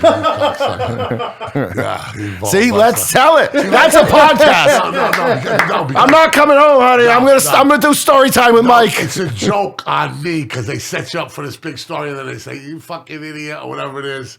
It's like they gash you up like they're clowning you with this. Like it's a real good story, but it's not. It's not a story. No, it's a fictitious story. It's a joke. Did you ever go see him in Iceland? No, that's what I'm saying. It's not a real story. Well, because I know he was out there, but I didn't know if you went out there one time. I was so interactive listening to it, and then they said, and I was like, you fucking ignorant motherfucker. You had me captivated for fucking 20 minutes. Yeah. Andrew, you got me good, you fucking prick. Yeah, but yeah, stories from Doc Tales from hurricanes. We were so fucking crazy that we needed distance from one another. Lamar went one way, this guy went one way. Yeah, you said his name. What? I said you said his name. Oh, no, not Lamar was the black guy. Okay. He's one of the only black guys in Fall River at the time. He would have got caught, believe me. He would have pulled it off. But he's another St. Vincent's worker. Yeah. The director of St. Vincent's, Lamar Stevens, the director of St. Vincent's, when I spoke at their banquet, well, actually tried to pay me triple of what they were paying me because they had just paid Rick Pitino like fucking $10,000 a year before, whatever the fuck it was, whatever big speaker. So I let the St. Vincent in the box at me, and I speak. And he comes up and says, man, I get some good friends that work together. He's got an unbelievable program. It's great. And I'm like, who are your friends with? That? What year was this? Sousa, Lamar Stevens. He goes, Lamar Stevens. He goes, Pete, fine young man. I wish we had 100 Petes. You know what I mean? Everybody loves Pete. You know what I mean? He goes, Lamar Stevens, the only counselor that can handle Cottage 5 by himself asleep. I'm like, yeah, because he had every kid in the fucking cottage bribed and all the bullshit. But hey, That's a Corey Luz move right there too. that's Corey's brother, Oh, really? Lamar. No kidding. Yeah, oh yeah. If you think Corey's slick, times 50, and that's what and that's The Corey Luz hygiene story, telling the kids how to shower. Oh yeah, he told me It's that. absolutely hysterical. Corey's Absolutely big fan of hysterical. I love that kid. Yeah, I love him. A kid. He's not a kid, but I love him. He reffed Herren. He's one of my favorite all-time people. Andrew, fuck you about the Iceland story. Guys, this 2 hours of podcast film. You sure did. 2 hours of podcast film. It's the BadCatz Sports Center. If you can beat us, call her up. We'll meet on neutral turf. You ain't ready for the smoke. Believe me. It's BadCatz Podcast. Peace. Guys, it's very difficult to do a better podcast than that. And